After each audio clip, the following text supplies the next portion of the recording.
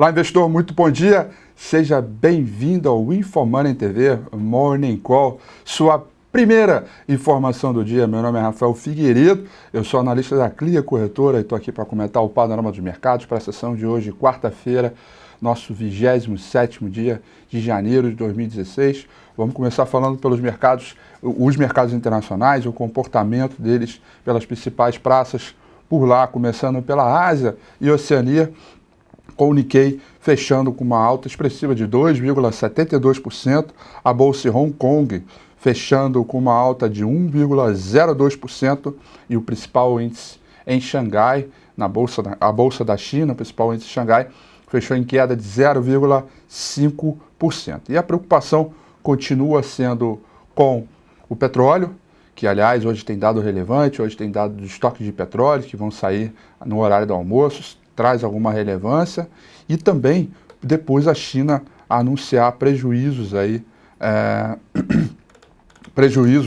eu tenho os dados aqui, ações de Xangai caíram com baixa de lucros industriais chineses, né? Depois mostrarem lucros aí abaixo do esperado, os mercados chineses começaram a recuar. Esse é o principal noticiário por lá, e aí depois temos também as ações na Europa, que também vão repercutindo essa queda nas ações chinesas, que vão caindo ao seu menor nível em 13 meses. E conforme eu falei, o principal motivo foi o lucro industrial.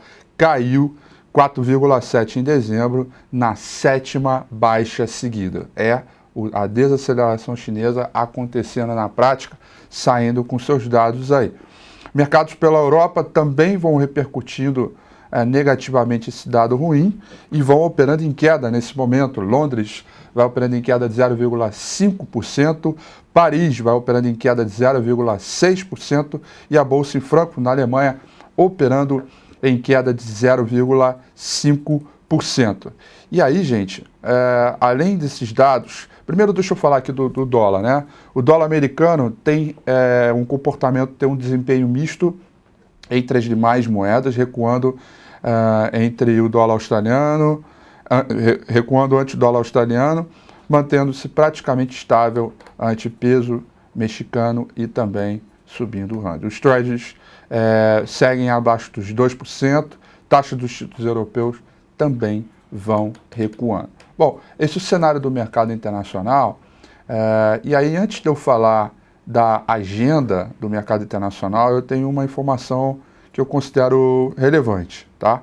E por que eu digo que eu considero relevante? Da seguinte maneira, no Domingo com o Rafi, domingo passado, 9 horas da noite, meu canal do YouTube, todo domingo eu faço, tá ok?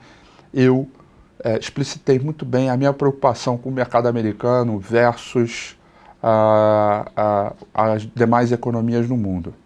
E aí hoje me pita uma notícia que tem tudo a ver com tudo isso que a gente está falando e todo o meu discurso elaborado durante o Domingo com o Rafi. Apple prevê primeira queda nas vendas desde 2003.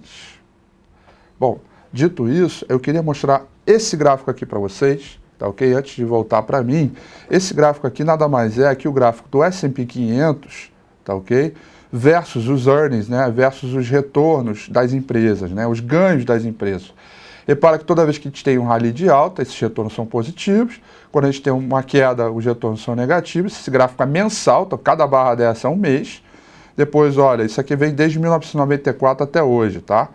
Depois, em 2005 até 2009, né, que teve a crise de 2008, já tivemos quedas aqui. E agora, gente, olha só o que está acontecendo. Esses são os dados que nós temos desde dezembro do ano passado. O janeiro ainda não fechou, portanto a gente não tem a nova barra.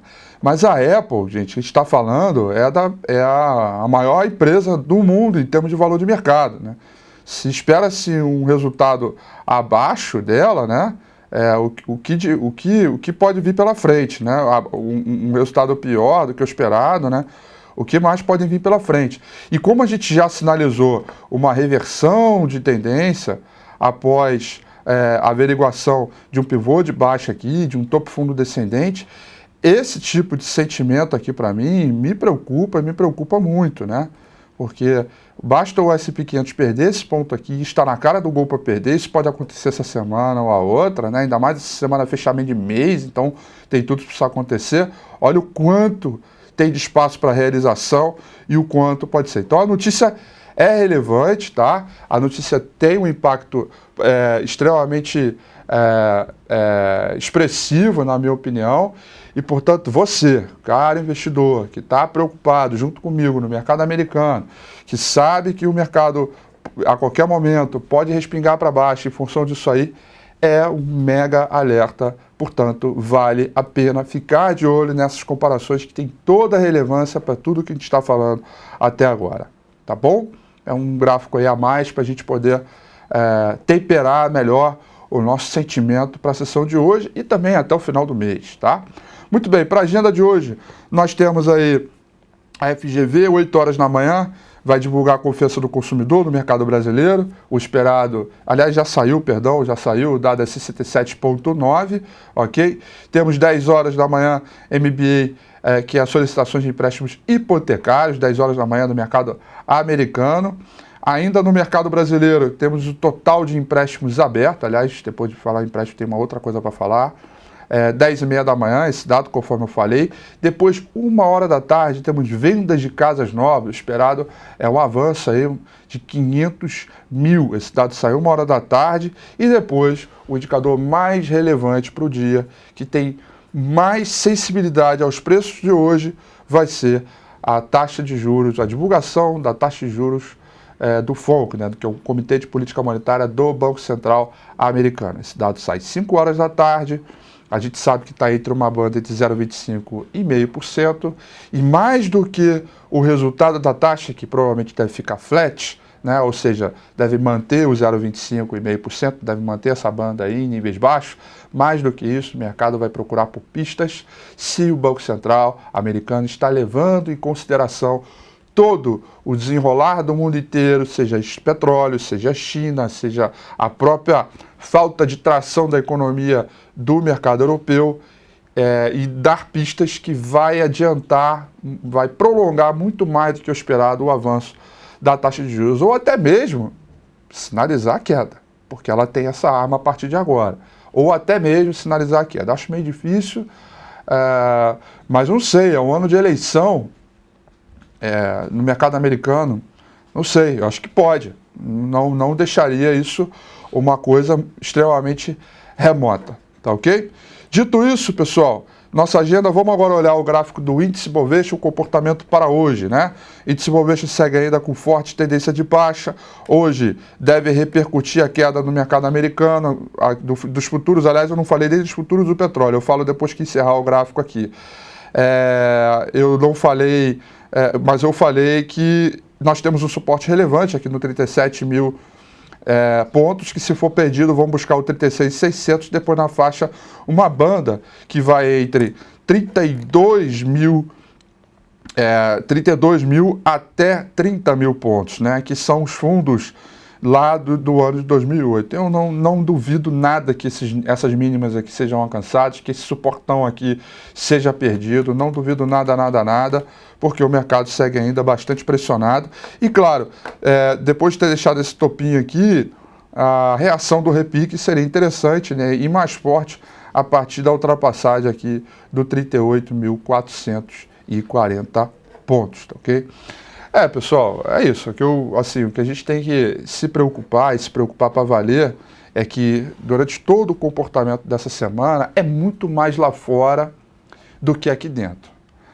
E aí, vale lembrar, o S&P 500 agora, nesse exato momento, vai operando em futuro, vai operando em queda de 0,64%, tá ok? E o petróleo, o WTI operando em queda de 3,34% e esse é o WTI, e o Brent operando em queda de 2,11%. Todos eles aí beirando a casa um pouco acima dos $30 o barril, tá ok? Uma última informação, aquela coisa de jornalista, né? Acaba de saber a última informação aqui e tal. É brincadeira, tá ok? É que a Polícia Federal deflagra uma nova operação da Lava Jato, a sua 22ª fase, ok? De 15 mandados de busca e apreensão, em São Paulo, Santo André, aí vem aquela torcida que me fez saltar da cama, né? São Bernardo do Campo e Joaçaba. Quando a gente lê São Bernardo do Campo, a gente já começa, pelo menos boa parte das pessoas aí, já começa a ficar preocupada e ver o que pode desenrolar. Bom, essa Operação Lava Jato tem destino e isso vai ter certamente teremos alguma novidade ao longo do dia que pode de alguma maneira impactar no preço. Agora, a informação mesmo que deve abrir hoje, que deve impactar no preço, é do Barbosa, né? Barbosa deve anunciar cerca de 50 bi de crédito amanhã, disse o interlocutor da equipe econômica a par do assunto. O dinheiro tem origem do pagamento das pedaladas aos bancos públicos. O ministro defenderá a reforma da Previdência, que hoje responde por mais de 40% do gasto primário. Barbosa acredita que haja demanda por crédito, apesar do ceticismo dos economistas. A gente aqui falando de ajuste fiscal, a gente aqui, economistas, né? Eu apenas repasso a informação e defendo sob uma ótica muito próxima também. A gente falando de ajuste fiscal, a gente aqui falando que o governo tem que parar de gastar e tem que economizar. A dívida pública está subindo de forma exponencial. Nós, nos próximos 5, 6 anos, passaremos a ser o país mais endividado do mundo, se tudo continuar na magnitude onde está. E a gente recebe notícias do estado de São Paulo dizendo que haja demanda por crédito e que o próprio governo deverá anunciar crédito. E tudo isso estou falando para amanhã, dia 28, né, onde o governo vai anunciar novas diretrizes econômicas.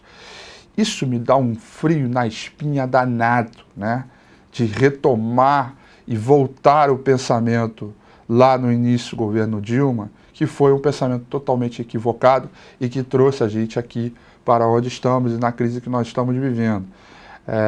Eu ainda não consigo dizer detalhes sobre isso, mas que é cobrir os rombos, conceder crédito e expandir mais a nossa moeda, como assim, tá? Eu acho que a sensação que eu tenho é que o governo se recusa a entrar em recessão, embora já estamos aí há muito tempo, né, em termos técnicos, na prática e tudo mais. Mas o governo se recusa a assumir que precisa se apertar para poder melhorar. Ele acha que pode resolver tudo sem se apertar, né? E não dá, porque a conta sempre chega, isso é uma conta de 1 mais 1 que dá 2. Então isso me dá uma certa preocupação em ouvir tudo isso e de voltar aquelas políticas equivocadas, erráticas, de lá de tempos atrás e voltar isso agora. E aí, meu amigo, se for essa sanitização, o mercado não vai perdoar. Isso eu tenho total consciência. Vamos ficar de olho nesse noticiário e amanhã, obviamente, dia 28, teremos aí novidades a respeito disso. O Banco Central divulga relatório de crédito de dezembro com volume de empréstimos, taxa de inadimplência pessoa física e jurídica e relação de crédito do PIB às 11 horas. O chefe do Departamento Econômico, Túlio Maciel, vai comentar esse relatório. Isso a gente vai poder acompanhar ao vivo e a cores lá da sala da CLIA, operando ao vivo ali, vendo também o relatório sendo divulgado e vamos ver que tipo de impacto isso pode trazer para a gente no preço. Isso tudo vai acontecer às 11 horas da manhã. Não se esqueça, tem estoque de petróleo no horário do almoço. Isso também é uma informação relevante também que deve chacoalhar a economia internacional. Uau! Bastante coisa para ser dita hoje, ser falada, é Lava Jato, é Nelson Barbosa, estoque de petróleo é lá fora. Enfim, dormiu com a FII e a Apple. Hoje o Morning Call foi recheado. Certamente você recebeu aí de largada toda a primeira informação necessária para você ficar preparado para o dia de hoje. Sendo assim, me despeço por aqui, desejo a vocês uma excelente quarta-feira, tudo de bom, bons negócios, e amanhã estou de volta às 8h35 para mais um Morning Call. Até lá, tchau!